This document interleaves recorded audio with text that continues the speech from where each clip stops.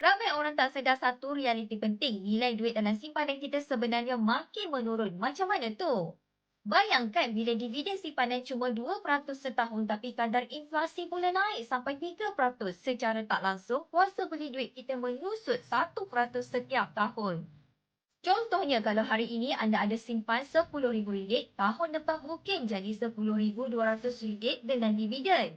Tapi harga barang pun naik laju, duit bertambah tapi nilainya makin kecil. Itulah yang kita panggil kerugian senyap. Simpan duit itu memang penting, tapi kalau semua disimpan dalam bentuk tunai, sebenarnya kita kehilangan nilai, bukan menambah. Jadi, apa solusinya? Alihkan simpanan kepada aset yang melindungi nilai macam hartanah atau emas supaya nilai simpanan kita kekal dan terpelihara dalam jangka masa panjang. Ingat, matlamat simpanan bukan sekadar simpan tapi pastikan nilainya terus kekal.